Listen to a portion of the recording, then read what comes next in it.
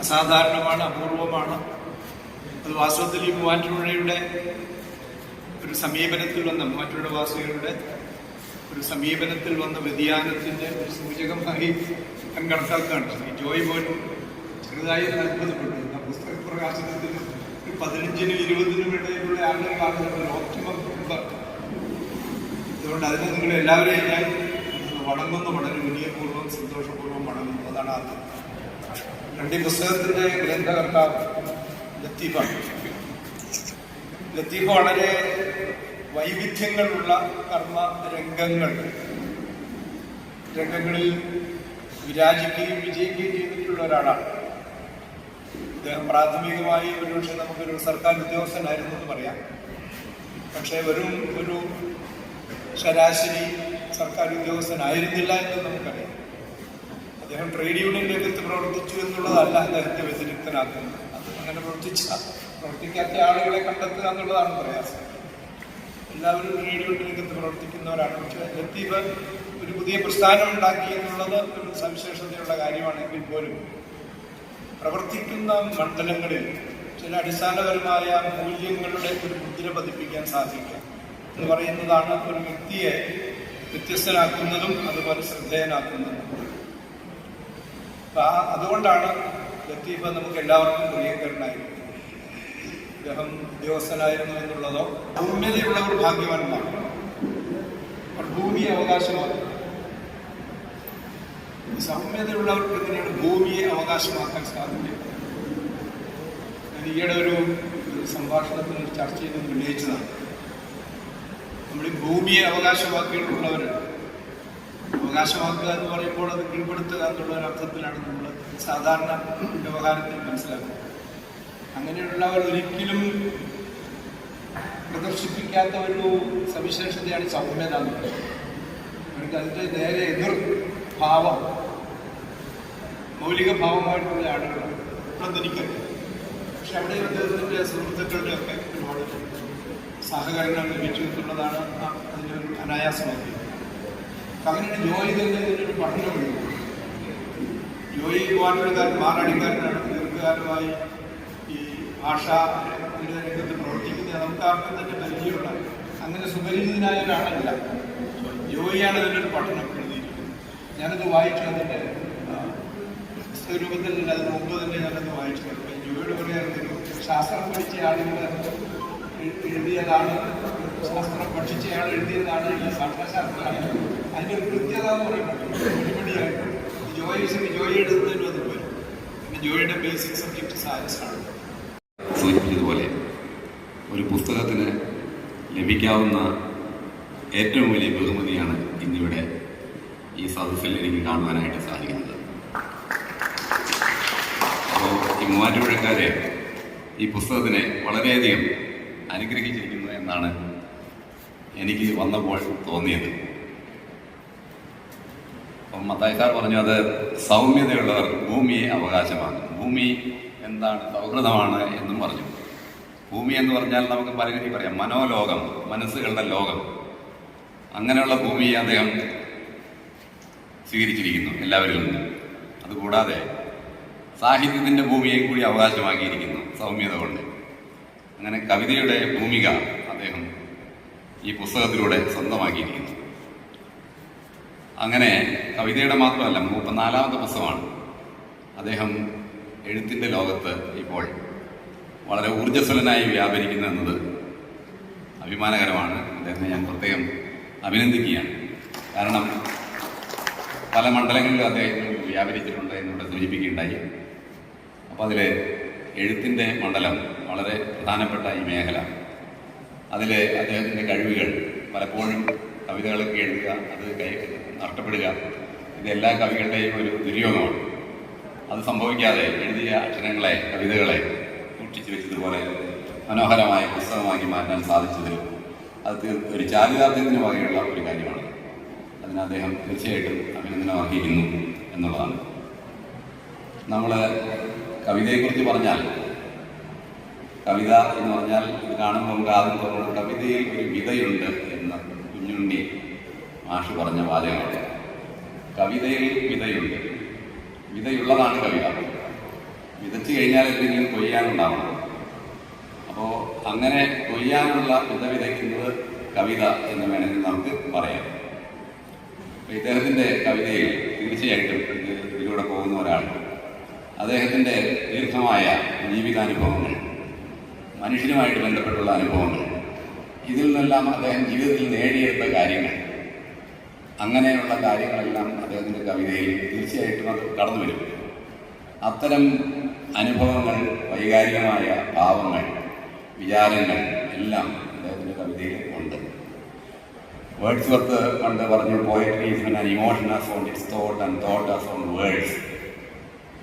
അല്ലെങ്കിൽ poetry is the spontaneous flow of powerful feelings എന്നാണ് അദ്ദേഹം പറഞ്ഞത്.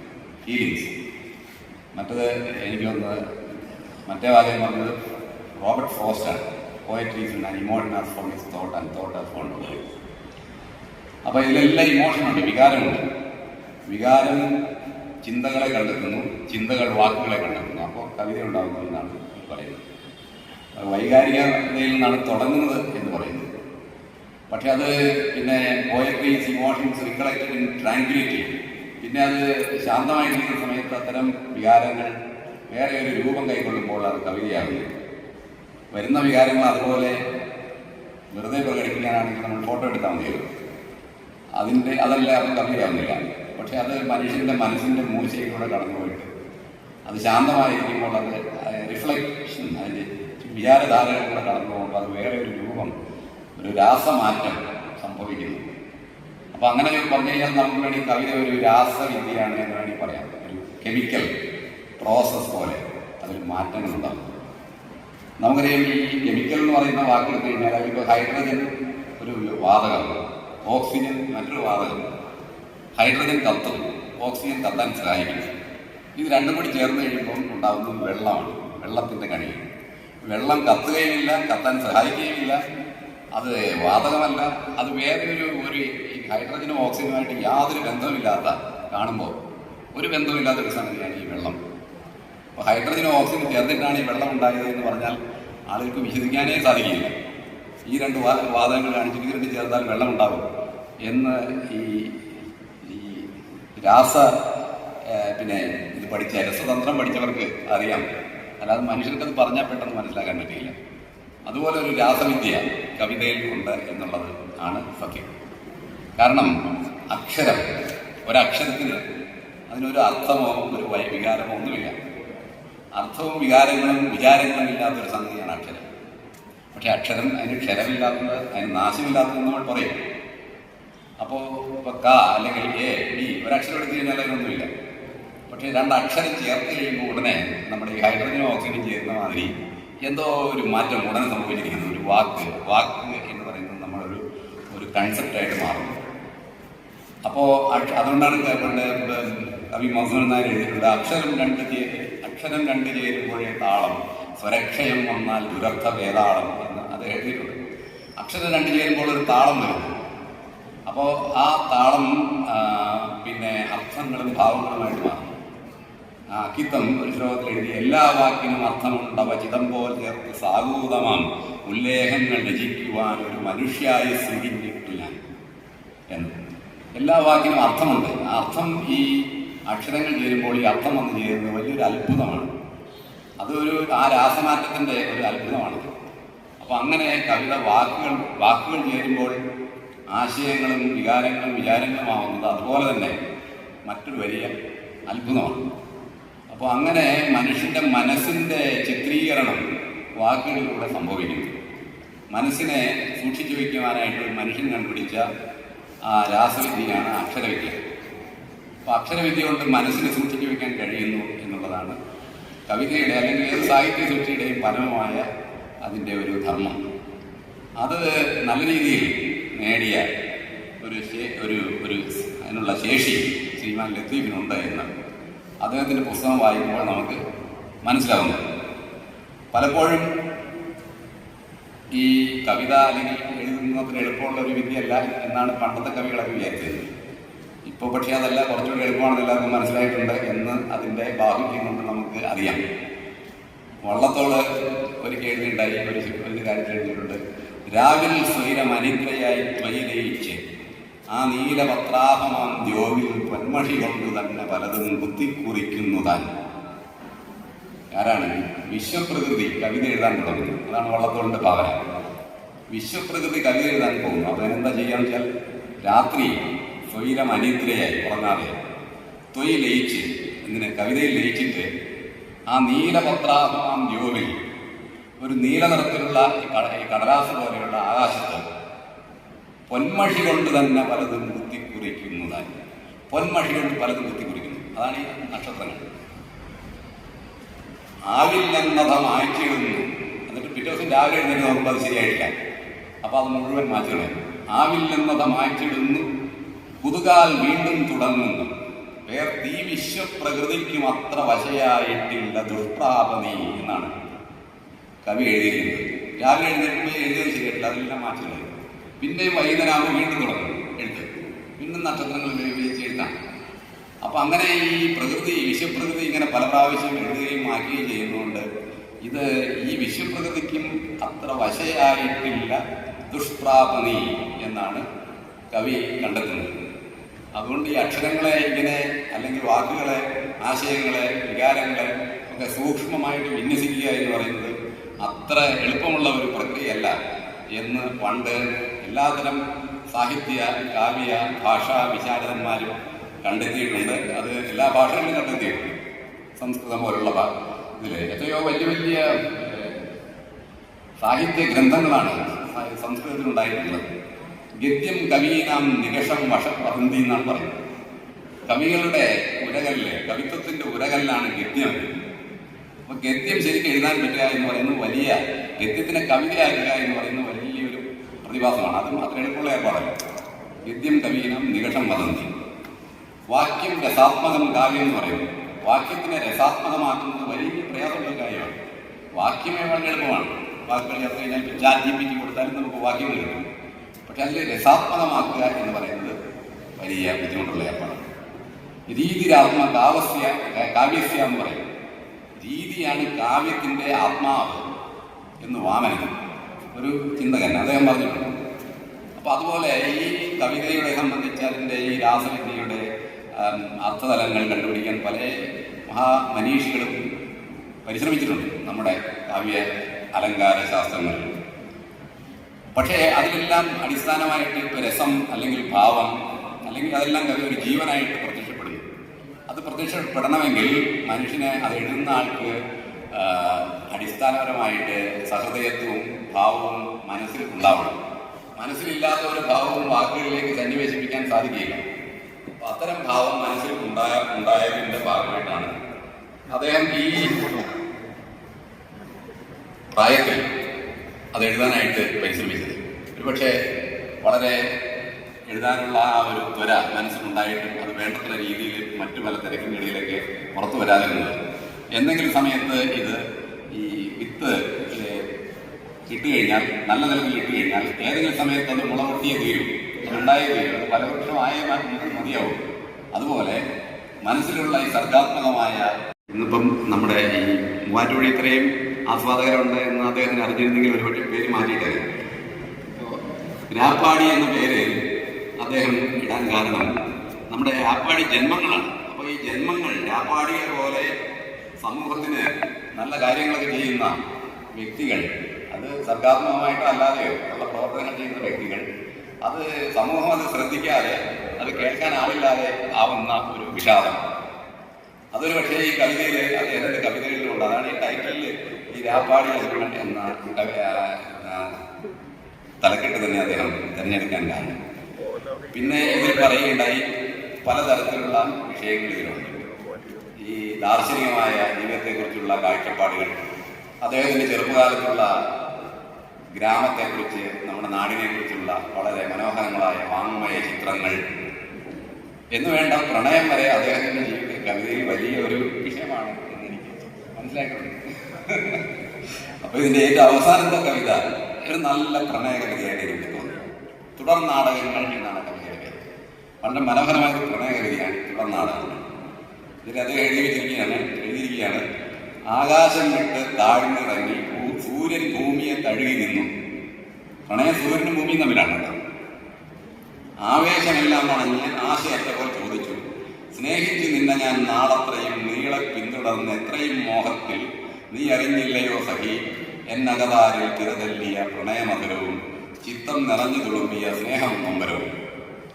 എന്തേ തെളിഞ്ഞില്ല നിൻ ചിന്തയിൽ എന്നന്തരംഗം, തിളച്ച കണ്ണീർ ചിതറിത്തൂവിയ വെളിച്ചം കണ്ടും അതിൻ ചൂടിൽ തളർന്നും ഭയന്നു നിന്നതോ നീ അകന്നു പോയതോ. സന്ധ്യയിൽ ത്രിസന്ധ്യയിൽ വിടചൊല്ലി ആകാശം ഭൂമിയോടകന്നു, ഭൂമി അന്ധകാരത്തിനാഴങ്ങളിൽ പതുക്കെ പതുക്കെ മയങ്ങി. ആകാശത്തെയും ജ്വലിച്ച സൂര്യനെയും അത്രയ്ക്കറിയാതെ ഭൂമിയും ഭൂമിയെ നിറഞ്ഞ ജീവനെയും ഏറെ പഠിക്കാതെ ആകാശം. അതാണ് ഈ പ്രണയത്തിൻ്റെ എല്ലാം ഒരു ദുരന്തം എന്നാണ് അദ്ദേഹം കണ്ടുപിടിച്ചിരിക്കുന്നത്. ഒന്നല്ല 1000 സമസ്യകൾ ഒന്നും ഒടുങ്ങാതെ പിന്നെയും പിറവികൾ മർത്യ ജീവിത അടർക്കളത്തിലെ തുടർ നാടകങ്ങൾ പോരുന്നുവെന്ന്. ഇതാണ് ഇദ്ദേഹത്തിൻ്റെ ഒരു പ്രണയം. ഇതുപോലെ മറ്റു പ്രണയകഥകളും ഇതിലുണ്ട്. ഇതുകൂടാതെ വളരെ മനോഹരമായ അന്നത്തെ അദ്ദേഹം ചെറുപ്പത്തിലൊക്കെ കണ്ട ഈ മൂവാറ്റുപുഴയിലെ പരിസര പ്രദേശത്തെ ഗ്രാമം ഒക്കെ ഇതിൽ വർണ്ണിക്കുന്ന കവിതകളിൽ കാണുവാനായിട്ട് സാധിച്ചു. പ്രകൃതിയുടെ വർണ്ണനകൾ, പ്രകൃതിയുമായിട്ട് ബന്ധപ്പെട്ട പ്രതിഭാസങ്ങളുടെ വർണ്ണനകൾ, അദ്ദേഹത്തിൻ്റെ അനുഭവങ്ങൾ, മനുഷ്യനുമായിട്ട് ബന്ധപ്പെട്ട അനുഭവങ്ങൾ, നേരത്തെ പറഞ്ഞ പോലെ രാപ്പാടി ജന്മങ്ങൾ, അങ്ങനെ രാപ്പാടി ജന്മങ്ങളുടെ കവിതകൾ ഇതിലുണ്ട്. നേരത്തെ പറഞ്ഞ ദാർശനിക വ്യഥ കാണിക്കുന്ന ഇപ്പം നഷ്ടവ്യാപാരം മറ്റൊരു കവിതയുടെ പേരാണ്. അതൊരു വ്യഥയാണ്, ഇതൊക്കെ വിഷാദമാണ്. അതിലെല്ലാം നിലാവിൻ്റെ വീട്, ഇപ്പോൾ സൗന്ദര്യ ദർശനത്തിൻ്റെ പുതിയ പുതിയ മേഖലകൾ ചൂണ്ടിക്കാണിക്കുന്ന അല്ലെങ്കിൽ അതിനെ കാണിച്ചു കൊടുക്കുന്ന കവിതകളുണ്ട്. മിക്കവാറും പല കവിതകളിലും ഈ വിഷാദം, കഥനം, ദുഃഖം എന്നീ വാക്കുകൾ കടന്നു വരുന്നുണ്ട്. ഇദ്ദേഹത്തിനെ കാണുമ്പോൾ വളരെ സൗമ്യനും വളരെ ചിരിക്കുന്ന വ്യക്തിയുമാണ്. കഴിഞ്ഞ പ്രാവശ്യം ഞാൻ വന്നപ്പോൾ ഇദ്ദേഹത്തിനെ കണ്ടതാണ്. അപ്പോഴേ എനിക്ക് മനസ്സിലായി ഇദ്ദേഹം വളരെ സൗമ്യനും വളരെയധികം പുഞ്ചിരിക്കുന്ന വ്യക്തിയുമാണ്. പക്ഷേ ഈ പുഞ്ചിരിയുടെ പുറകിൽ ഇത്രയും വലിയൊരു വിഷാദമുണ്ട് എന്നുള്ളത് ഈ കവിത വായിച്ചാൽ മാത്രമേ നമുക്ക് മനസ്സിലാക്കാൻ സാധിക്കുകയുള്ളൂ. അസ്തമനം എന്ന് പറയുന്ന കവിതയിൽ അദ്ദേഹം എഴുതിയിരിക്കുന്നു, എത്ര കവിതകൾ കടഞ്ഞ കരളാണിത്, എത്ര വേദനകൾ പേറിയ പേടകം, എത്ര മധുരം പകർന്ന മനമാണിതിൽ ഇന്ന്, എത്ര രുധിരം വാർന്ന മൊഴികൾ, എത്ര കഥനം കലർന്ന കണ്ണുകൾ, ഇതിൽ എത്രയാണ് ഇന്ന് ആർദ്രഭാവങ്ങൾ, എത്ര നാദം പിറന്ന നാവാണ്, ഇതിൽ നിന്ന് എത്ര രോദനം നിറഞ്ഞിന്നു നീളെ, എത്ര കുളിർ വാക്കുകൾ മൊഴിഞ്ഞു, മറുവാക്കുകൾ കേട്ടിന്നു ചെവി തുളഞ്ഞു, എത്ര മലർ സുഗന്ധത്തിൽ അലഞ്ഞു നാസിക വല്ലാതെ മടുത്തുമാറി, കാലത്തിൽ നിന്നകലാൻ കാലുകൾ നീട്ടി കാലത്തിൽ തന്നെ തറച്ചു നിൽപ്പൂ, പകൽ പോയി മറഞ്ഞിരവിലെത്തി, ഇവിടെ നിലാവില്ല, നക്ഷത്ര നിഴലുമില്ല, നിറമില്ല, രുചിയുമില്ല, ഇനിയില്ല പുലരിയും പൂക്കാലം. അപ്പൊ ഇങ്ങനെ ഉള്ള വ്യഥയുടെ ചിത്രങ്ങൾ പലയിടത്തും വരച്ചിട്ടുണ്ടെങ്കിലും ഇതിൻ്റെ എല്ലാം പിറകിൽ അദ്ദേഹത്തിന് ഒരു വലിയൊരു ഓപ്റ്റിമിസമുണ്ട്, ഒരു പ്രത്യാശയുണ്ട്. ഈ ഓപ്റ്റിമിസം എന്ന് പറയുന്നത്, ഈ പെസിമിസം എന്ന് പറയുന്നത് അത്ര മോശമായ ഒരു കാര്യമല്ല എന്നാണ് ശരിക്കും പറഞ്ഞാൽ വാസ്തവം. കാരണം പെസിമിസം ഇല്ലാതെ എന്തൊരു ജീവിതമാണ്. പഴയ അദ്ദേഹം നമ്മുടെ ഇടശ്ശേരി ഒരു കവിത എഴുതിയിട്ടുണ്ട്, മടുപ്പനത്രേ കൊട്ടാരം, അയത്ന സുലഭ സുഖാകാരം, ഇടയ്ക്ക് കണ്ണീരുപ്പു പുരട്ടാതെന്തിനു ജീവിത പലഹാരം. അദ്ദേഹം കവി ചോദിക്കുന്ന ചോദ്യം, ഇടയ്ക്ക് കണ്ണീരുപ്പു പുരട്ടാതെന്തിനു ജീവിത പലഹാരം, വിരോധിമാരെ നിങ്ങൾക്കായി ആശംസിപ്പൂ ഞാനിവയെ, വിശപ്പൊരിക്കലും ഏൽപ്പിക്കാത്തൊരു വിശേഷ ഭക്ഷണ വിഭവങ്ങൾ. ആർക്കാണ്? വിരോധിമാർക്ക്, ശത്രുക്കൾക്ക് കവി ആശംസിക്കുന്ന കാര്യങ്ങളാണ്. എന്താ വെച്ചാൽ വിശപ്പൊരിക്കലും ഏൽപ്പിക്കാത്തൊരു വിശേഷ ഭക്ഷണ വിഭവങ്ങൾ, വിയോഗമെന്തെന്നറിയാനരുതാത്ത അയത്നസിദ്ധ പ്രണയങ്ങൾ, ഒരിട്ടു നിണവും വീഴാതഴകോടൊഴിഞ്ഞു കിട്ടും വിജയങ്ങൾ. ഇതെല്ലാം വിരോധിമാർക്കാണ്. പിന്നെ എനിക്കെന്താ വേണ്ടത്? എനിക്ക് രസമീ നിന്നോന്നതമാം വഴിക്കു പേരുകൾ വായിക്കാൻ, അതേതിരുൾക്കുഴി മേലുരുളട്ടെ വിടില്ല ഞാനീ രശ്മികൾ, എനിക്കു രസമത്യാസന്നോദയ വികാര വിപ്ലവ ദൃശ്യങ്ങൾ, അഗാധ ഹൃദയ ഹൃതമതനോദ്ധിത ഭാവങ്ങൾ. ഇതാണ് കവിക്ക് വേണ്ടത്. അപ്പൊ കവിത, അപ്പം ഈ ഓപ്റ്റിമിസം, പ്രത്യാശയും അത് മാത്രം പോരാ. പെസിമിസത്തിന് വലിയൊരു കാര്യമുണ്ട്. പെസിമിസം വളരെ പ്രധാനമായതുകൊണ്ടാണ് മനുഷ്യൻ, ആരെ പറഞ്ഞിട്ടുണ്ട്, എനിക്ക് തോന്നുന്നത് ബെർണാഡ് പറഞ്ഞത്, അതായത് പ്രത്യാശ, optimist invents an aeroplane, but pessimist will invent a parachute. ഈ എയറോപ്ലെയിൻ കൊണ്ട് മാത്രം ജീവിക്കാൻ പറ്റുകയില്ല, പാരച്യൂട്ട് വളരെ ആവശ്യമാണ്. അപ്പൊ ജീവിതം എന്ന് പറയുന്നത് കവി കുമാരനാശാൻ പറഞ്ഞ പോലെ ഒരു കൈ പ്രഹരിക്കവേ പിടിച്ചൊരു കൈ കൊണ്ട് തലോടുമേയുകൾ എന്ന് പറഞ്ഞ ഈ പ്രതിഭാസം, ഇവിടെ ഓപ്റ്റിമിസവും പെസിമിസവും ഒക്കെ സമഞ്ജസമായിട്ട് സമ്മേളിക്കുന്ന ഒരു പ്രതിഭാസത്തിലാണ് ഒരു ഒരു ഒരു സ്ഥലത്താണ് നമ്മുടെ ജീവിതം എന്നതുകൊണ്ട് തീർച്ചയായിട്ടും ഈ ഇത്തരം വിഷാദങ്ങൾ പ്രകടിപ്പിക്കുന്ന കവിതകൾ അതിൻ്റെ പിറകിൽ ഒരു ഓപ്റ്റിമിസ്റ്റും കൂടി ഉണ്ട്. അതിൻ്റെ പിറകിൽ രാപ്പാടി എന്ന് പറയുന്ന വാക്ക് ഓപ്റ്റിമിസമാണ്. രാപ്പാടി ജന്മങ്ങൾ എന്ന് പറയുന്നത് അതിൽ വിഷാദം ഉണ്ടാകും, പക്ഷെ രാപ്പാടി എന്നുള്ള വാക്ക് ഓപ്റ്റിമിസ്റ്റിന്റെ വാക്കാണ്. അല്ലെങ്കിൽ നൈറ്റിംഗേൽ എന്ന പേര് ഇടുകയില്ലായിരുന്നു. അപ്പം അതെന്തുകൊണ്ട് ഓപ്റ്റിമിസ്റ്റിന്റെ വാക്കായി? ഈ രാപ്പാടി ഒരു ലോകത്തുണ്ടെന്നുള്ളതാണ്. യാതൊരു പ്രതിഫലം വീക്ഷിക്കാതെ രാത്രി നേരത്ത് പാട്ട് പാടുന്ന പക്ഷികൾ ഈ പ്രകൃതിയിലുണ്ട്. അതുപോലുള്ള മനുഷ്യജന്മങ്ങൾ ഇവിടെയുണ്ട്. അത് വലിയൊരു ഓപ്റ്റിമിസമല്ലേ? അതിൽ വലിയ പ്രത്യാശ എന്താണ് ലോകത്തിലുള്ളത്? അത്തരം പ്രത്യാശ കാണാൻ ഉള്ള കണ്ണ് ഈ ലത്തീഫിനുള്ളത് കൊണ്ട് അത്തരം പ്രത്യാശ കൂടി അദ്ദേഹത്തിൻ്റെ കവിതയിൽ പലയിടത്തും നമുക്ക് കാണുവാനായിട്ട് സാധിക്കുന്നു. അപ്പം അങ്ങനെ കവിത ഒരു ഒരു വലിയ ഒരു ശക്തിയായിട്ട് മാറുന്നു. അതാണ് അദ്ദേഹത്തിൻ്റെ കവിതയുടെ പ്രത്യേകത. ഇവിടെ സാറ് വൃത്തത്തിൻ്റെ കാര്യം പറയുകയുണ്ടായി. താളം, വൃത്തം. ഈ കവിതകൾക്ക് നേരത്തെ പറഞ്ഞ പോലെ രസം, ഭാവം, ഇതൊക്കെയാണ് കവിതയുടെ ജീവൻ. അത് പല രൂപങ്ങൾ ധരിച്ച് പ്രത്യക്ഷപ്പെടുന്നത് കൊണ്ട് കവിതകൾ, ചില കവികൾ നോക്കുമ്പോൾ കവിത നൃത്തം ചെയ്യുകയാണ്. ചങ്ങമ്പുഴ അങ്ങനെയാണ് കണ്ടത്. കനകച്ചിലങ്ക കിലുങ്ങി കിലുങ്ങി കാഞ്ചന കാഞ്ചി കുലുങ്ങി കുലുങ്ങി കടമിഴിക്കോടുകളിൽ സ്വപ്നം മയങ്ങി കതിരുതിർപ്പു പുഞ്ചിരി ചെഞ്ചുണ്ടിൽ പങ്ങി ഒഴുകുമുടയാടയിൽ ഒളിയലകൾ ചിന്നി അഴകരുടലാർന്ന പോലെ അങ്ങനെ മിന്നി മതിമോഹന ശുഭനർത്തനമാടുന്ന ഈ മഹിതയെ മമ മുന്നിൽ നിന്ന് നീ മലയാള കവിത എന്നാണ് ചങ്ങമ്പുഴ പറഞ്ഞത്. വേറെ ചിലർ നോക്കുമ്പോൾ കവിത മറ്റു പല കാര്യങ്ങളാണ് ചെയ്യുന്നത്. ചിലർ ചെയ്യുമ്പോൾ അത് ഗാനമാണ്, പാട്ട് പാടുന്ന കവിത. അങ്ങനെയുള്ള ഇതുണ്ട്. അത് പക്ഷി പോലെ പാട്ട് പാടുന്ന നൃത്തം ചെയ്യല്ലേ. വള്ളത്തോട് മോഹിക്കേണ്ടും അഹണ്ടകീർ ചുടുനിര കോമൽ ക്രിയാമാഗമം ദാഹിക്കും അതിജാതകയ്ക്ക് പുതുതാം കാദംബിനി കന്തളം സാഹിത്യ തിരുമാരിടത്തിന് മഹാനീലപ്പതക്കം ജഗൽ സൗഹിത്യത്തിന് ലാലസിക്കും കവിതാലക്ഷ്മി കടാക്ഷാഞ്ജലം എന്ന് എഴുതിയിട്ടുണ്ട്. ഈ ഭൂമിയുടെ സുഹിതത്തിന്, ഭൂമിയുടെ ജഗൽ സൗഹിത്യത്തിന് ലാലസിക്കുന്നത് എന്തും കവിതാലക്ഷ്മിയുടെ കടാക്ഷാഞ്ജലമാണ് എന്നാണ് പറയുന്നത്. സുഹിതം, മനസ്സിന് സുഹിതമുണ്ടാക്കുന്നത് എന്തു വിധേയും കവിതാലക്ഷ്മിയുടെ കടാക്ഷാഞ്ജലമായിട്ട് വരുന്നത്. അതിന് രൂപഭാവങ്ങൾ മാറി മാറി ഏത് രൂപഭാവങ്ങളിലും വരാം. എല്ലാത്തിനും പല പല രൂപഭാവങ്ങളുണ്ട്. ഒരു മഴ എടുത്തു കഴിഞ്ഞാൽ ഇതിലൊരു മുൻ കവിതയുണ്ട്. മഴ, മഴയെക്കുറിച്ചുള്ള കവിതയുണ്ട്. ചെറുമഴ, മഴ തന്നെ എത്ര മഴയാണ് ലോകത്തിൽ. അത് ചാറ്റൽ മഴയാവാം, ചെറുമഴയാവാം, പിന്നെ ഇടിവെട്ട് മഴയാവാം, കൊടുങ്കാറ്റുള്ള മഴയാവാം. മഴയ്ക്ക് തന്നെ എത്ര എത്ര രൂപഭാവങ്ങളാണ് പ്രകൃതിയിൽ.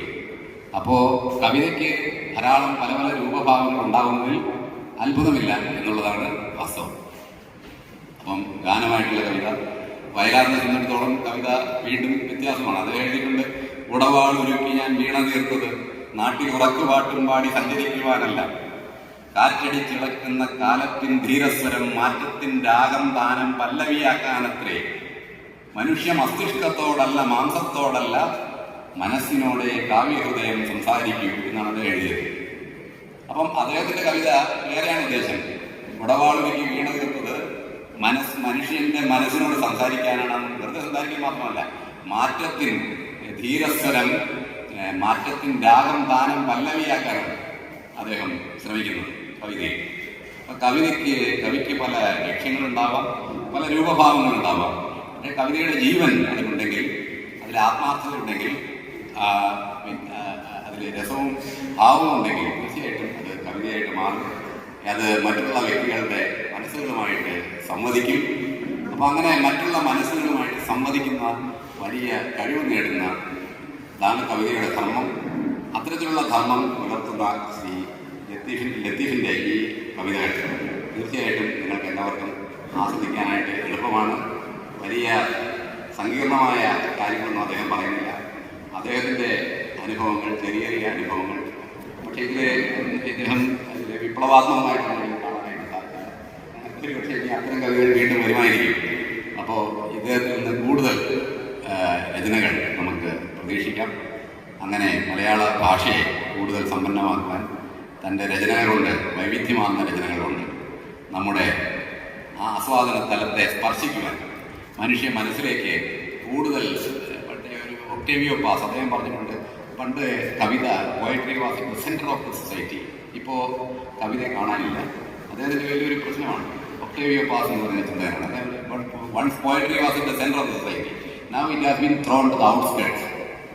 And the loss of this loss is a big loss of society എന്നാണ് അദ്ദേഹം പറഞ്ഞിരിക്കുന്നത്.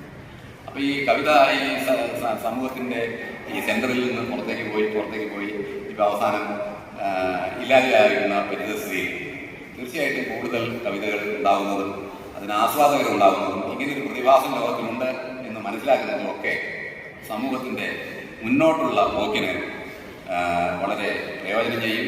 മൂവാറ്റുപുഴ എന്ന് പറയുന്ന ഈ സാംസ്കാരിക കേന്ദ്രത്തിൽ എനിക്കിപ്പോൾ ഒരു കാര്യം മനസ്സിലായിട്ടുണ്ട്. മൂവാറ്റുപുഴ കേരളത്തിലെ ഒരു പ്രധാനപ്പെട്ട സാംസ്കാരിക കേന്ദ്രമായിട്ട് വളർന്നുകൊണ്ടിരിക്കുന്നു. പണ്ട് തൃശ്ശൂര് ഞങ്ങളുടെ സാംസ്കാരിക തലസ്ഥാനം എന്ന് പറഞ്ഞിട്ട് അവരവിടെ പണ്ട് മുതലേ ആ സ്ഥാനം അവിടെ ഏറ്റെടുത്തിട്ടുണ്ട്. ഇപ്പം നമ്മൾ തൃശ്ശൂർ പോയി നോക്കിക്കഴിഞ്ഞാൽ ആകെ കാണാൻ പറ്റുന്നത് ബാങ്ക് ഇടപാടുകളും സ്വർണ്ണ കടകളും മാത്രമാണ്. മറ്റ് സംസ്കാരമെല്ലാം അവിടെ പോയി. അതുപോയി നേരത്തെ കവിത ഈ സമൂഹത്തിൻ്റെ പിന്നെ പുറത്ത് ഔട്ട്സ്കട്ടിലേക്ക് പോയതുപോലെ ഈ തൃശ്ശൂരിൽ നിന്ന് സംസ്കാര ലക്ഷ്മി പുറത്തിറങ്ങി പാലക്കാട്ടേക്കും കുറച്ച് ഇങ്ങോട്ട് മൂവാറ്റുപുഴയ്ക്ക് വന്നിട്ടുണ്ട് എന്നാണ് എനിക്ക് മനസ്സിലായിട്ടുള്ളത്. തീർച്ചയായിട്ടും അത് നിങ്ങൾ ഇവിടുന്ന് പോകാൻ അനുവദിക്കാതെ ഇവിടെ തന്നെ കുടിയിരുത്തിയാൽ നല്ലതായിരിക്കും. കാരണം പണ്ട് ഒരു കവി, അതിൻ്റെ പേരെന്താണ്, പുനന്നമ്പൂതിരി, അദ്ദേഹമാണ് രാജാവിനെ കണ്ടിട്ട് ഒരു ശ്ലോകം എഴുതിയത്. മർത്യാകാരേണ ഗോപി വസനനിര കവർന്നൊരു ദൈത്യാരി തൻ ചിത്തെ ബന്ധിച്ച വഞ്ചീശ്വര തവ നൃപതീതിക്ക് തെറ്റില്ല പക്ഷേ പൊൽത്താർ മാതാപിതാതൻ കണവനെ വിടുവാൻ ആശ്രയിക്കുന്നു ദാസീവൃത്യാ നിത്യം ഭവാനെ കനിവ് അവളിൽ ഉദിക്കൊല്ല കാരുണ്യരാശ എന്നാണ് എഴുതി കൊടുത്തത്. ഇത് എഴുതി കൊടുത്തെന്താണെന്ന് കഴിഞ്ഞാൽ ഈ മനുഷ്യന് രൂപം ധരിച്ച് വന്നിട്ട് ഗോപികളുടെ വസ്ത്രം മോഷ്ടിച്ച ശ്രീകൃഷ്ണനെ അങ്ങനെ ചെയ്തു രാജാവ്, അങ്ങനെ ചെയ്തു മോഷ്ടാവല്ലേ, അയാളെ പിടിച്ച് ബന്ധിച്ചു. എവിടെയാണ് ബന്ധിച്ചത്? അങ്ങയുടെ മനസ്സിൽ, സ്വന്തം മനസ്സിലങ്ങ് ബന്ധിച്ചിട്ടു. അപ്പോൾ ഇദ്ദേഹത്തിനൊരു ഭാര്യയുണ്ട്, ലക്ഷ്മി ദേവിയാണ്. ഭർത്താവ് വരുന്നില്ല, കാണുന്നില്ല. അപ്പോൾ ലക്ഷ്മി ദേവി എന്ത് ചെയ്തു? ഭർത്താവിനെ അന്വേഷിച്ചിറങ്ങി. അപ്പോൾ നോക്കിയപ്പം ഈ രാജാവ് മനസ്സിൽ ബന്ധിച്ചു വെച്ചിരിക്കുകയാണ്. അപ്പോൾ പൊൽത്താർ മാതാപിതാതൻ കണവനെ വിടുവാൻ ആശ്രയിക്കുന്നു. എൻ്റെ ഭർത്താവിനെ വിട്ടുതരണേ എന്ന് പറഞ്ഞ് ഈ ലക്ഷ്മി ദേവി വന്ന് അങ്ങയുടെ കാലത്തിൽ നമസ്കരിക്കുകയാണ്. പക്ഷേ കനിവ് അവളിൽ ഒതുക്കിയുള്ള കാരുണ്യരാശ, അങ്ങ് ദയവായിട്ട് അവളിൽ ദയ ചെയ്തിട്ട് ഈ വിട്ടുകൊടുക്കരുത് എന്നാണ് ഈ കവി എഴുതി കൊടുക്കുന്നത്. അദ്ദേഹം പറയുന്നത്, ലക്ഷ്മി ദേവി അങ്ങയുടെ കാലത്തിൽ വന്ന് നമസ്കരിക്കാൻ മാത്രം പണം അങ്ങയുടെ കയ്യിലുണ്ട്. അങ്ങേക്ക് അതുപോലെ തന്നെ വലിയ ഈശ്വരഭക്തിയുണ്ട്. അതുകൊണ്ടാണല്ലേ ഈശ്വരനെ പിടിച്ചിട്ട് മനസ്സിൽ ബന്ധിച്ചിരിക്കുന്നത്. ഇപ്പം ലക്ഷ്മി ദേവി എൻ്റെ കണവനെ വിടുവാൻ വന്ന് നമസ്കരിക്കുമ്പോൾ ഈ ഭർത്താവിനെ അങ്ങ് വിട്ടുകൊടുത്തു കഴിഞ്ഞാൽ അങ്ങയുടെ മനസ്സിൽ നിന്ന് ഈശ്വരനും ലക്ഷ്മി പൊക്കളയും പുറമേയുള്ള ധനവും അപ്രത്യക്ഷമാകും. അതുകൊണ്ട് ദയവായിട്ട് മനസ്സിൽ ദയവ് ഉണ്ടാവരുത് എന്ന് ഒരു കവി എഴുതി കൊടുത്തു. ഒരു ശ്ലോകമാണ്, ഒരു പുസ്തകമാണ്. എന്തൊരു ഭാവനയാണിത്, ഇങ്ങനെ എഴുതാൻ കഴിയുക എന്ന് പറയുന്നത്. അപ്പോൾ അത്തരത്തിലുള്ള പുസ്തകങ്ങളൊക്കെ ഉണ്ടായ ഭാഷയാണ് മലയാള ഭാഷ. പഴയതായിരിക്കാം. ഈ കവിതയ്ക്ക് പുതുമയും പഴമയും ഇല്ല എന്നാണ് എൻ്റെ വിശ്വാസം. ചിലപ്പോൾ ഇപ്പോൾ കുറേ ആളുകൾ ആധുനിക കവിത, ആധുനികോത്തര കവിത, ഉത്തരാധുനിക കവിത, ഉത്തരാധുനിക കവിത എന്നൊക്കെ പറഞ്ഞ് പല പല സംഭവങ്ങളുമായിട്ട് നടക്കുകയാണ് ഈ കവിത. അത് പിന്നെ ഒരു നൂറ്റാണ്ടുകൾ പഴക്കമുള്ളതാവട്ടെ, 10 നൂറ്റാണ്ട് പഴക്കമുള്ളതാവട്ടെ, അതിനെല്ലാം കവിതയുടെ ഒരു മനോഹാരിത, ഒരു മാധുര്യമുണ്ട്. ദാർശനികമായ സത്യങ്ങൾ അത് ചൂണ്ടിക്കാണിക്കുന്നത് പിന്നെ ജ്ഞാനപ്പാനയാണെങ്കിൽ, അത് പഴക്കമുള്ളതായാൽ ജ്ഞാനപ്പാനയ്ക്ക് എങ്ങനെയാണ് സൗന്ദര്യമില്ലാതെയാവുക? ഷേക്സ്പിയറിൻ്റെ കവിതകൾക്ക് എങ്ങനെയാണ് സൗന്ദര്യമില്ലാതെയാവുക? അത് അങ്ങനെ ഒരു സംഗതി സംഭവിക്കുന്നില്ല. Life is but A walking shadow, A poor player that struts and threads its hour upon the stage and then is heard no more.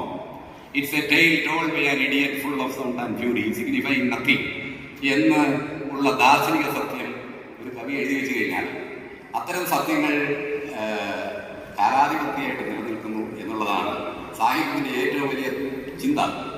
അപ്പോൾ അതുകൊണ്ട് സാഹിത്യത്തിനോ കലയ്ക്കോ കവിതയ്ക്കോ ഒന്നും വയസ്സാവുന്നില്ല. പണ്ട് ONV കുറിപ്പ് ഒരു കവിത എഴുതി ഭൂമിയെക്കുറിച്ചാണ്. കാണക്കാണ വയസ്സാവുന്നു മക്കൾക്കെല്ലാം എന്നാലമ്മേ വീണക്കമ്പികൾ വീട്ടുകയല്ലി നവതാരുണ്യം നിന്തിരൂടലി എന്നാണ് പറഞ്ഞത്. അപ്പോ മക്കൾക്കെല്ലാം വയസ്സാവുന്നു, എന്നാൽ അമ്മേ വീണക്കമ്പികൾ വീട്ടുകയല്ലി നവതാരുണ്യം നിന്തിരൂടലി.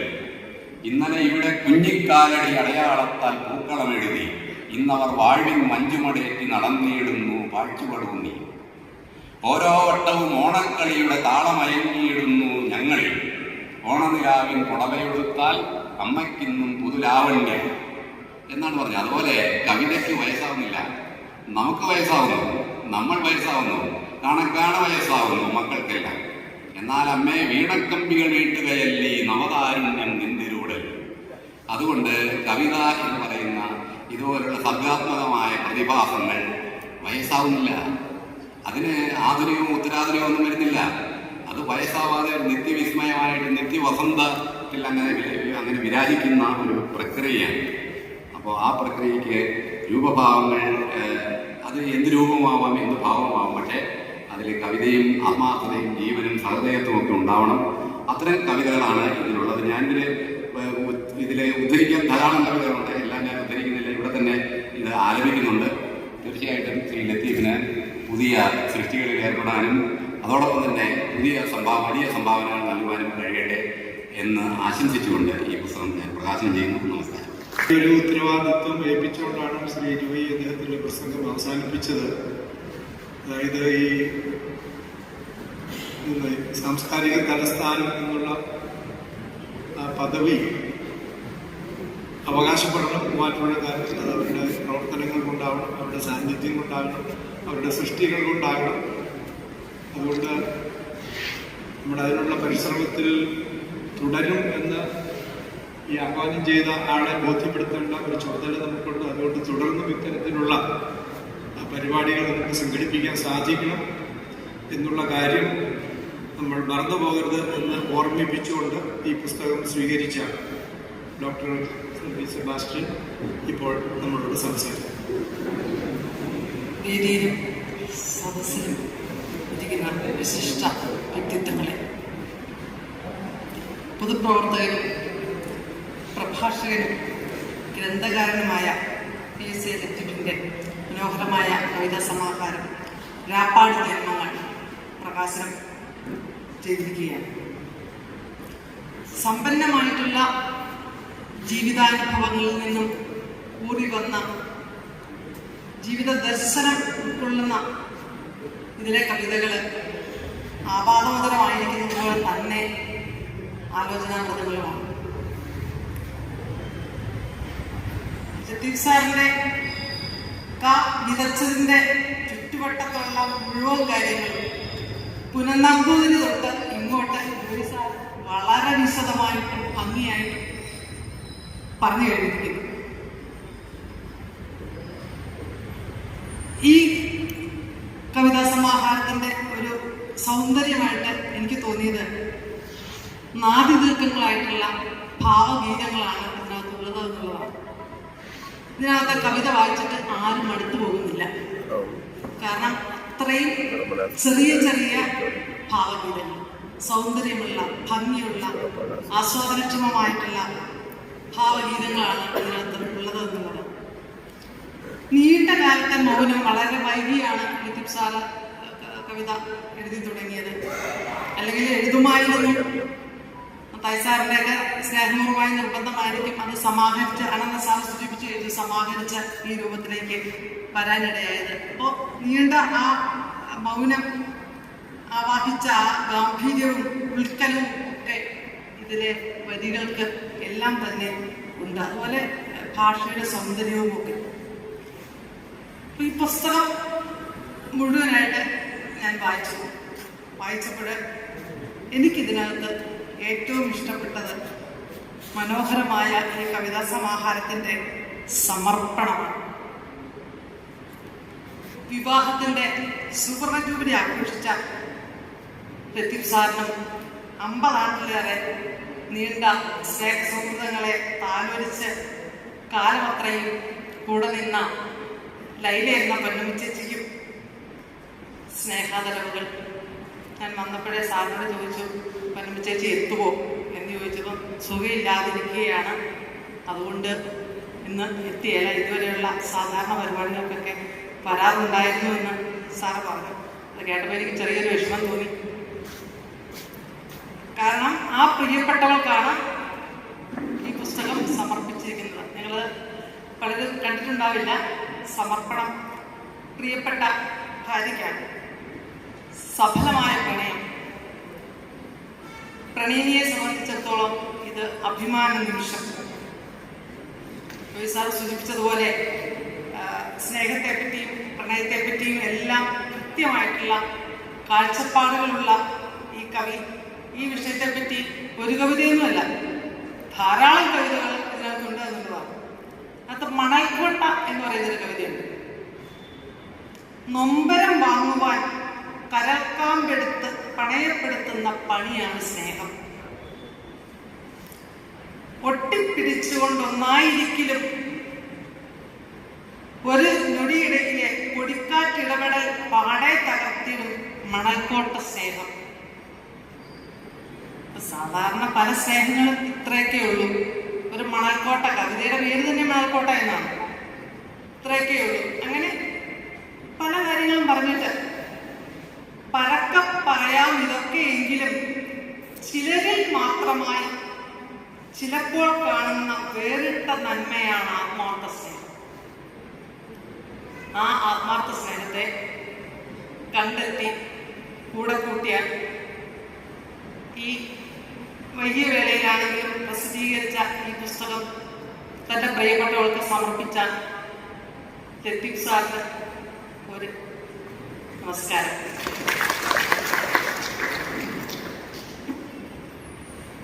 പാഴ്പ്രണയം എന്ന് പറയുന്ന ഒരു കവിതയുണ്ട്. പ്രണയം നടിച്ച് പറ്റിക്കുന്നവരെ പറ്റിയാണ് ഈ പാഴ്പ്രണയം പറയുന്നത്. പക്ഷേ പ്രണയ പാഠം, ഞാൻ പറഞ്ഞ പ്രണയത്തെ പറ്റി ഇഷ്ടംപോലെ കവിതകളാണ് കേട്ടോ. അപ്പൊ പ്രണയ പാഠം എന്ന് പറയുന്ന ഒരു കവിതയുണ്ട്. അതിനകത്ത് ഈ പ്രണയത്തെ എങ്ങനെ സമീപിക്കണം എന്ന് വളരെ അനുഭവസ്ഥനായ ഒരാളെ പോലെ അദ്ദേഹം വിശദീകരിക്കുന്നു.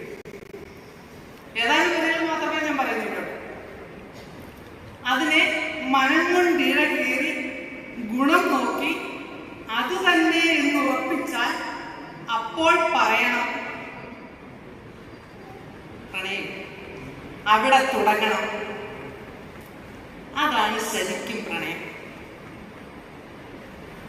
ഇതാണ് വരികൾ. അപ്പോൾ പറയണം, അവിടെ തുടങ്ങണം. അതാണ് ശരിക്കും പ്രണയം. 50-ലേറെ വർഷം കഴിഞ്ഞിട്ടും വാടാതെ നിൽക്കുന്ന ഈ പ്രണയപ്പൂക്കളോട് ഞാൻ പറയും, ഇതാണ് ശരിക്കും പ്രണയം. ഇതിനകത്ത് ഓമന തിങ്കളും ഓമലെ നീയും എന്ന് പറഞ്ഞ് ഇനിയും പ്രണയകവിതയുണ്ട്. സാർ സൂചിപ്പിച്ച അവസാനത്തെ പ്രണയകവിത അതിലേക്ക് ഞാൻ കിടക്കുന്നില്ല. ഈ ഓമന തിങ്കളും ഓമലെ നീയും എന്ന് പറയുന്നത് പ്രണയം തുളുമ്പി നിൽക്കുന്ന ഒരു കവിതയാണ്. ഇത് കേൾക്കുമ്പോൾ നിങ്ങൾ തോന്നിക്കവേ ഈ രാപ്പാടി ചെന്നർക്ക് അത് മുഴുവൻ പ്രണയകവിതയാണോ? നല്ല ഒരു ഭാഗം ഇങ്ങനെ പ്രണയത്തെ പറ്റി മനോഹരമായിട്ടുള്ള ആ വികാരം നമ്മുടെ എല്ലാവരുടെയും മനസ്സിനെ വിടർത്തുന്ന, ലോകത്തെ മുഴുവൻ മുന്നോട്ട് നയിക്കുന്ന, നിറഞ്ഞു നിൽക്കുന്ന ആ മനോഹരമായ വികാരത്തെ പറ്റി ഏറെ കവിതകളുണ്ട് എന്ന് ഞാൻ സൂചിപ്പിച്ചത് മാത്രം. നല്ലൊരു കാര്യം ചെയ്യാനായിട്ട് തീരുമാനിച്ചപ്പോൾ ഒരു മഴയില്ല. മഴ ഇരുട്ട് കെട്ടി പെയ്ത മഴയും ഒഴിഞ്ഞു മാറും, ഒതുക്കത്തിൽ മാറും. നല്ലൊരു പുലരിക്ക് വേണ്ടി ഓരോരുകാര് സാറ് സൂചിപ്പിച്ചതുപോലെ സാംസ്കാരിക തലസ്ഥാനമായി മാറുന്നതിൻ്റെ ഭാഗമായിട്ട് മഴ പോലും മാറി നിന്ന്, മഴ കനത്ത മഴ പെയ്യുമ്പോഴേക്കും നമുക്ക് ഇതുപോലുള്ള കാര്യം പറഞ്ഞാൽ ഇഷ്ടമൊക്കെയാണ് എന്ന് പറഞ്ഞാലും നമ്മളൊന്ന് മടിക്കും. ഈ വലിയ മഴയത്ത് എന്ന് വരണം, മഴ പോലും മാറി നിൽക്കുകയാണ്. ഈ ഇതിനകത്തെ കവിതകളിലൂടെ കടന്നു പോകുമ്പോൾ ഞാൻ കണ്ടൊരു കാര്യം എന്ന് പറയുന്നത്, അതിഭാവുകത്വത്തിൻ്റെയോ അവിശ്വസനീയതയുടെയോ ചായ നിലനിൽക്കുന്ന ഒന്നും ഇതിലില്ല എന്നുള്ളതാണ്. എല്ലാം സാധാരണ മനുഷ്യരുടെ ജീവിതങ്ങൾ കാണുന്ന, അഭിമുഖീകരിക്കുന്ന കാര്യങ്ങൾ മാത്രം. അതിനകത്ത് ഈ പറഞ്ഞ പോലെ വലിയ ജീവിത സത്യങ്ങൾ. രാപ്പാടി ജന്മങ്ങൾ എന്ന് പറയുന്ന ആ പേര് തന്നെ, എൻ്റെ പേരിൻ്റെ മനോഹരതയെ പറ്റി സാർ പറഞ്ഞു കഴിഞ്ഞു. അതിലെ ബന്ധങ്ങളൊന്നും ചിരകാലമല്ല, സ്വന്തങ്ങൾ പോലും ചിരകാലമില്ല. ഇന്ധന സ്വാന്തനം കുറിയുന്ന മാത്രം മുറമാറി ബന്ധനം ഇഴയേറ്റി മാറും. അതൊക്കെ അല്ലെ, ബന്ധങ്ങളൊന്നും ചിരകാലമല്ല, സ്വന്തങ്ങൾ പോലും ചിരകാലമില്ല. ഇങ്ങനെയുള്ള സത്യം തിരിച്ചറിയുന്ന ഒരുപാട് വരികൾ ലോകത്തോട് പറയാനായിട്ട് തൻ്റെ ജീവിതാനുഭവങ്ങൾ പൊരുത്തെടുത്ത ഒരുപാട് വരികൾ ഈ പുസ്തകത്തിലുണ്ട്. ഏതൊരു ജന്മത്തിനും ഏതൊരു ഉദയത്തിനും ഒരു അസ്തമയമുണ്ട് എന്ന് ഓർമ്മിപ്പിക്കുന്ന കവിതയാണ് അസ്തമയം. മരണത്തിൻ്റെ അനിവാര്യതയും ജീവിതത്തിൻ്റെ വളരെ നൈസർഗികമായ ഒരു ദൗരന്തിക സ്വഭാവവും ഒക്കെ ഈ കവിതകളിൽ നമുക്ക് കാണാം. എത്ര കവിതകൾ കടഞ്ഞ കരവാണെങ്കിലും, എത്ര മധുരം പകർന്ന മനമാണെങ്കിലും, എത്ര നാദം പിറന്ന നാവാണെങ്കിലും അതിനും ഒരു രാവുണ്ട്. നിഴലും നിലാവുമില്ലാത്ത, നിറവും രുചിയുമില്ലാത്ത ഒരു രാവ്. മനോഹരമായ കവിതയാണത്. ഒരുപക്ഷെ ഇവിടെ ഇപ്പം ഇരിക്കുന്ന തലമുറ എല്ലാവരും എനിക്ക് തോന്നുന്നു പഠിച്ചിട്ടുള്ളൊരു കവിതയാണ് സിസ്റ്റർ മേരി മെലിഞ്ഞയുടെ ലോകമേ യാത്ര എന്ന കവിത. സത്യത്തിൽ ഇത് വായിച്ചപ്പോഴേക്കും എൻ്റെ മനസ്സിലേക്ക് ഓടി വന്നത് ആ കവിതയാണ്. എത്ര കവിതകൾ കടഞ്ഞ കരളാണെങ്കിലും, എത്ര മധുരം പകർന്ന മനമാണെങ്കിലും, എത്ര നാദം പിറന്ന നാവാണെങ്കിലും കടന്നു പോയേ മതിയാവും, ഇവിടെ വിട്ട് പോയേ മതിയാവും. അകപുറം എന്ന് പറയുന്ന ഒരു കവിതയെ സുഗതകുമാരി ടീച്ചറിന്റെ ഒറ്റയ്ക്കിരിക്കാൻ പഠിച്ചു കഴിഞ്ഞു ഞാൻ എന്ന് പറയുന്ന കവിതയെ ഓർമ്മിപ്പിക്കുന്നു. കണ്ണീരൊഴുക്കാതെ കരയാൻ പഠിച്ചു, അക്കഥ ചിരിവരും കണ്ണീർ കഥ. പിന്നെ അങ്ങനെ പോകുന്നുണ്ട്. ആ കവിത അവസാനിക്കുന്നത് ഇങ്ങനെയാണ്: മകനെ മറക്കല്ലേ, പറക്കമുറ്റാത്ത തുടക്കകാലത്തെ ഞെരുക്ക നാളുകൾ. അമ്മാമ്മ അങ്ങനെ കുറെ കാര്യങ്ങൾ കൊച്ചുമകനെ പറഞ്ഞ് ഓർമ്മിപ്പിക്കുന്നുണ്ട്. അത് കോഴി എന്ന് പറയുന്ന കവിതയിലെ തള്ളക്കോഴി തൻ്റെ കോഴിക്കുഞ്ഞുങ്ങളെ കൊത്തിമാറ്റുന്നതിന് മുൻപ് കുഞ്ഞിനോട് പറയുന്നതാണ്, നാളെ എൻ്റെ അമ്മ ഇതുപോലെ എന്നോട് കുറേ കാര്യങ്ങളൊക്കെ പറഞ്ഞു, എന്നെ കൊത്തിമാറ്റി, അതുപോലെ നാളെ ഞാൻ നിന്നെയും കൊത്തിമാറ്റും. നിന്റെ ജീവിതം നിന്റെ കാര്യം മാത്രം, അതിനു വേണ്ടിയിട്ട് നീ ഇന്ന കാര്യങ്ങൾ ചെയ്യേണ്ടതുണ്ട് എന്ന് തള്ളക്കോഴി പറയുകയാണ്. അതിനകത്ത് പ്രധാനമായിട്ടും അമ്മക്കോഴി കുഞ്ഞിനോട് പറയുന്നത്, കണ്ണു വേണം ഇരുപുറം എപ്പോഴും, കണ്ണു വേണം മുകളിലും താഴെയും, കണ്ണിലെപ്പോഴും കത്തിജ്വലിക്ക് മുൾക്കണ്ണ് വേണം, അണയാത്ത കണ്ണ് എന്നാണ് പറയുന്നത്. എന്ന് പറഞ്ഞാൽ ഈ അമ്മാമ്മ ഈ കുഞ്ഞിനോട് പല കാര്യങ്ങളും ഇങ്ങനെ പറഞ്ഞു കൊടുക്കുന്നുണ്ട്. ആ കവിതയെ നമ്മളെ ഓർമ്മിപ്പിക്കുന്ന ഒരു കവിതയാണ് അമ്മാമ്മ പറഞ്ഞത് എന്ന കവിത. ജീവിതത്തിന്റെ നീക്കിവാക്കിയെ പറ്റി ഈ കവി ഗൗരവമായി ചിന്തിക്കുന്നു. ജീവിതം കരയിൽ വെച്ചു, ജീവിക്കാൻ കയറിറങ്ങി, ചുഴികളിൽ താഴ്ന്നു, മൃത്യു വിഴികളിൽ നൃത്തം വെച്ചു. ഒറ്റയൊറ്റ ജീവിതങ്ങൾ കൊയ്തെടുക്കുമ്പോഴും നമുക്കറിയാം ജീവിതം എന്ന മഹാപ്രവാഹം ഇങ്ങനെ മാറ്റമില്ലാതെ തുടരുകയാണ്. അതിനകത്ത് ജീവിതത്തിന്റെ പല അവസ്ഥകളിൽ നമ്മൾ കടന്നു പോകുന്നുണ്ട്. കുട്ടിത്തം എന്ന് പറയുന്ന കവിതയാണ്. അതിലെ കുട്ടിയായ നാളിൽ നിന്ന് നീ ഒട്ടും വളർന്നിട്ടില്ലെന്നറിയുക. എനിക്ക് തോന്നുന്നത് വളരാനിട്ടല്ല, ഒരു നല്ല ബാല്യമാണ് ഒരാളുടെ പിന്നീടുള്ള ജീവിതം എത്രമാത്രം ആനന്ദമുള്ളതാക്കി തീരുന്നത് എന്നതിനെ നിശ്ചയിക്കുന്ന ഒരു പ്രധാന ഘടകം എന്നുള്ളതാണ് സത്യം. അതിൻ്റെ പ്രകാശനമാണ് കുട്ടിത്തം എന്ന് പറയുന്ന കവിത. ഞാൻ ഒരുപാട് നീട്ടുന്നില്ല, മുഴുവൻ കവിതകൾ വായിച്ചതുകൊണ്ട് ഞാൻ പറഞ്ഞല്ലോ, ആദിദീർഘങ്ങളാണ് കവിതകൾ എന്നതുകൊണ്ട് നമുക്ക് എല്ലാവർക്കും ആസ്വദിക്കാൻ കഴിയുന്നതാണ് എന്നുള്ളതാണ് ഇതിൻ്റെ ഏറ്റവും വലിയ ഒരു സൗന്ദര്യം, ഇതിൻ്റെ ഒരു ഭംഗി എന്ന് പറയുന്നത്. അപ്പോൾ ഈ കവിയുടെ രചനകളിലെല്ലാം കാൽപ്പനികമായിട്ടുള്ള ഒരു ഗൃഹാതുരത്വവും, ആ ഗൃഹാതുരത്വത്തെ പറ്റി മത്തായി സാർ സൂചിപ്പിച്ചിരുന്നതാണ്. ഗൃഹാതുരത്വം അതുപോലെ തന്നെ ഒരു സൗന്ദര്യ അഭിനിവേശവും ഒക്കെ കാണാം. പക്ഷേ ഈ കാൽപ്പനികത ഉണ്ടെന്ന് പറഞ്ഞത് കൊണ്ട് കാൽപ്പനികതയുടെ കാമനകൾക്ക് അനന്യമായിട്ടുള്ള ഒരു യാഥാർത്ഥ്യബോധം ഇല്ലായിരിക്കില്ല. അതുകൊണ്ട് യാഥാർത്ഥ്യബോധത്തിന് നിയന്ത്രിതമാണ് ഇതിനകത്ത് എല്ലാ കവിതകളും. ഒരു കവിത മാത്രം ഏതാനും വരികൾ പറഞ്ഞുകൊണ്ട് അവസാനിപ്പിക്കുകയാണ്. കലികാലം നമ്മളെല്ലാവരും കേൾക്കാറുള്ളതാണ്. എന്തൊരു കലികാലം!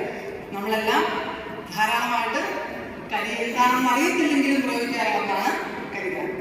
ചന്ദ്രിക വീണ്ടും ഈ ചങ്കിലുദിക്കുമോ, നെഞ്ചക താരകം പുഞ്ചിരി തീർക്കുമോ, നേരം വെളുക്കുമോ, വീണ്ടും സൂര്യൻ ചിരിക്കുമോ, കാലം ചലിക്കുമോ, മീതെ കാലം ജയിക്കുമോ, വിനാശങ്ങൾ വിതച്ച് വിളവെടുക്കും കാലം, ഇത് കെട്ട കാലം, മുമ്പേ കേട്ട കരികാലം.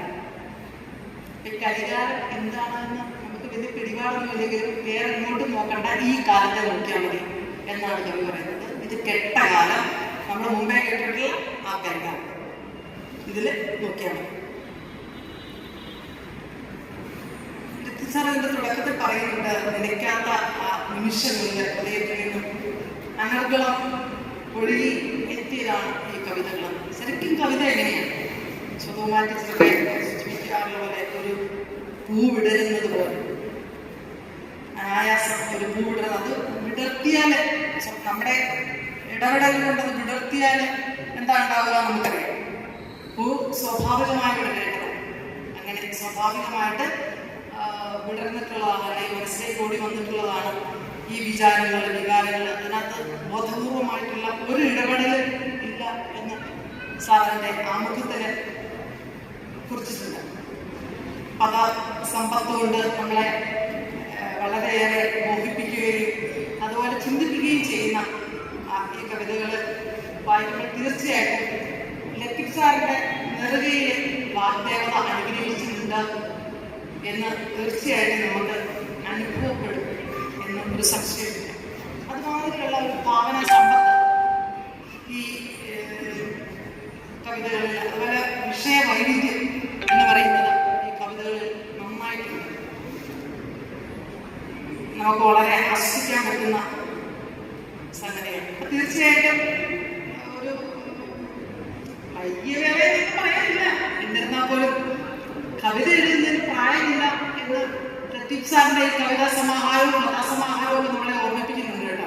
ഇവിടെ ഇരിക്കുന്ന എല്ലാവർക്കും, നമുക്ക് എല്ലാവർക്കും അത് ബാധകമാണ്. ഇതൊന്നും പ്രായമില്ല. എന്തായാലും ഇങ്ങനെ എഴുതുന്ന കവിതകളും കഥകളും ഒക്കെ പക്ഷെ മത്തായി സാറിന്റെ ഒക്കെ ഒരു സ്നേഹപൂർവമായ നിർബന്ധം കൊണ്ടാണ് ഇത് സമാഹരിച്ചത് എന്നിരിക്കലും എന്തായാലും ഈ സംരംഭത്തിന് എസ്എസ്സുക്കാണ് ഇതിന്റെ പ്രസിദ്ധീകരണം നടത്തിയിരിക്കുന്നത്. ഇതിന്റെ പ്രകാശന ചടങ്ങ് ആഘോഷമാക്കിയ സുഹൃത്തുക്കൾക്ക്, മൂവാറ്റുപുഴയുടെ സാംസ്കാരിക നായകന്മാരും നിങ്ങൾ ഓരോരുത്തർക്കും, ലത്തീഫ് സാറിന്റെ സുഹൃത്തുക്കളും അഭ്യുതകാംക്ഷികളുമാണ് എന്നുള്ളത് എനിക്ക് സംശയമൊന്നുമില്ല. എല്ലാവർക്കും അതുപോലെ ഈ മനോഹരമായ ഒരു മീറ്റിംഗിലേക്ക്, അല്ലെങ്കിൽ ഒരു വേളയിലേക്ക് എന്നെ ക്ഷണിച്ച പ്രിയപ്പെട്ട മത്തായി സാറിന് ഞാൻ നന്ദി അർപ്പിക്കുകയാണ്. ലത്തീഫ് സാറിന്റെ തൂലികയിൽ നിന്നും ഇനിയും അനന്തം ഇതുപോലുള്ള ഭാവഗീതങ്ങൾ ഉണ്ടാവുകയും അത് വീണ്ടും സമാഹരിക്കാൻ ഇടയാവുകയും ആ പ്രവാസന ചടങ്ങിൽ നമ്മളെല്ലാവരും ഉണ്ടാകാൻ ഇടവരുകയും ചെയ്യട്ടെ എന്ന് ആശംസകളോടെ ഞാൻ എൻ്റെ വാക്കുകൾ അവസാനിപ്പിക്കുന്നു. ഈ കവിതാ സമാഹാരം ഞാൻ സൂക്ഷ്മമായി വായിക്കുകയും വിലയിരുത്തുകയും ചെയ്തു. ആ കാര്യം ഞാൻ അവതാരികയെ പറഞ്ഞു. അപ്പോൾ നിങ്ങളത് വായിച്ചാൽ കവിതയെക്കുറിച്ചുള്ള എൻ്റെ വിലയിരുത്തലുകൾ അവതാരികയാണ്. രണ്ടാമത്തെ കാര്യം, ഇതിലൂടെ 3 പ്രസംഗങ്ങൾ കഴിഞ്ഞു. മത്തായി സാറിൻ്റെ പ്രസംഗം വളരെ ചെറിയ ചെറിയ പ്രായത്തിലെ മുതലേ ഞാൻ കേൾക്കുന്നതാണ്. വളരെ ഒരു PhD തീസിസ് പോലെയാണ് സാറ് പ്രസംഗിക്കുക. സാറിൻ്റെ പ്രസംഗം എപ്പോഴും വളരെ ഇൻഫോർമേറ്റീവാണ്. അദ്ദേഹം നല്ല അധ്യാപകനായിരുന്നു. ഗാന്ധിയൻ ചിന്തയുടെ ഒരു എന്താ പറയുക നേരാവകാശിയാണ്. സാറിൻ്റെ പ്രസംഗം നമുക്ക് ഇൻഫോർമേറ്റീവായി. ഞാൻ നമ്മുടെ ജോയ് സാറിൻ്റെ പ്രസംഗം ആദ്യമായിട്ടാണ് കേൾക്കുന്നത്. അദ്ദേഹത്തെക്കുറിച്ച് എൻ്റെ ഗുരുനാഥൻ വിശ്വപ്രൻ സാറിൽ നിന്ന് മാത്രമാണ് ഞാൻ ഇദ്ദേഹത്തിൻ്റെ സംസാരത്തെക്കുറിച്ചും അറിവിനെക്കുറിച്ചും ഒക്കെ ഞാൻ അറിഞ്ഞിട്ടുണ്ട്. മാത്രവുമല്ല, കഴിഞ്ഞ 2 ആഴ്ച മുമ്പ് ഞാൻ എൻ്റെ ഒരു ഗ്രന്ഥരചനയ്ക്ക് വേണ്ടി ഉള്ളൂർ സ്മാരകത്തിൽ പോയി. അത് പഠന ഗവേഷണ കേന്ദ്രമാണ്. പുസ്തകങ്ങളൊക്കെ നശിച്ചുകൊണ്ടിരിക്കുക, വല്ലപ്പോഴും വല്ലവരും ചെയ്യുള്ളൂ. വളരെ വിലപിടിപ്പുള്ള പുസ്തകങ്ങൾ. അപ്പോൾ അവർ പറഞ്ഞു, ഒരിക്കൽ ചീഫ് സെക്രട്ടറി ആയിരുന്ന ജോയ് സാർ അവിടെ വന്നു. സാറ് ഉള്ളൂരിൻ്റെ ആ ഒരു പരമ്പരയിൽപ്പെട്ട ആളാണ് എന്ന് അവരെന്നോട് പറഞ്ഞു. ഒരാൾക്ക് ഇന്ന് കിട്ടാവുന്ന ഏറ്റവും വലിയ ബഹുമതിയായിട്ടാണ് ഉള്ളൂരിന്റെ ഒരു പരമ്പരയിൽ അവസാന കണ്ണിയാകാൻ കഴിയുക. അത് ചിലപ്പോൾ തെളിയുകയും ചെയ്തു. അദ്ദേഹം എന്തെല്ലാം കാര്യങ്ങളാണ്. നല്ലൊരു മലയാളം ക്ലാസ് പോലെ ഏറ്റവും നല്ല ഒരു മഹാരാഷ്ട്ര കോളേജിലൊക്കെ ഞങ്ങൾ കേട്ടിരുന്ന ലീലാ ടീച്ചറുടെ, സുകുമാർ അടിക്കോട് സാറിന്റെ, ONV സാറിന്റെ ഒക്കെ ക്ലാസ് പോലെ വളരെ മനോഹരമായ ഒരു ക്ലാസ്സോടുകൂടി അദ്ദേഹം നിങ്ങളെ എല്ലാം വളരെ ആനന്ദിപ്പിക്കുകയുണ്ടായി. പിന്നീട് ഞാൻ ഭയപ്പെട്ടത് ടീച്ചർ 1 മണിക്കൂർ വരെ നീട്ടുമോ എന്ന് എനിക്ക് പേടിയുണ്ടായിരുന്നു. എങ്കിൽ കഥാകാരത്ത് കുഴപ്പമില്ല, പ്രൊഫഷന്റെ ഭാഗമാണ്. ഞാൻ അങ്ങനെ ഉണ്ടായില്ല. ടീച്ചർ വളരെ ഗംഭീരമായിട്ട് ഇതിനെല്ലാം വിലയിരുത്തി ഓരോ കവിതയും എടുത്ത് നിങ്ങളെ ആ കവിതയിലേക്ക് അടുപ്പിക്കുകയുണ്ടായി. അപ്പോൾ ഈ 3 പ്രസംഗങ്ങൾക്ക് ശേഷം ഞാൻ ഈ പറഞ്ഞ കാര്യം ഇനി ഒരു വലിയ പ്രസംഗത്തിന് വലിയ പ്രസക്തിയില്ല. മാത്രവുമല്ല, ഈ ഇരിക്കുന്ന ആളുകളുടെ ഏകദേശം പകുതിയിലധികം ഉള്ളപ്പോൾ ഞാൻ മൂവാറ്റുപുഴയെ കുറിച്ചും ഇവിടുത്തെ അന്തരീക്ഷത്തെ കുറിച്ചും എല്ലാം വിശദമായി പറയുകയുണ്ടായി.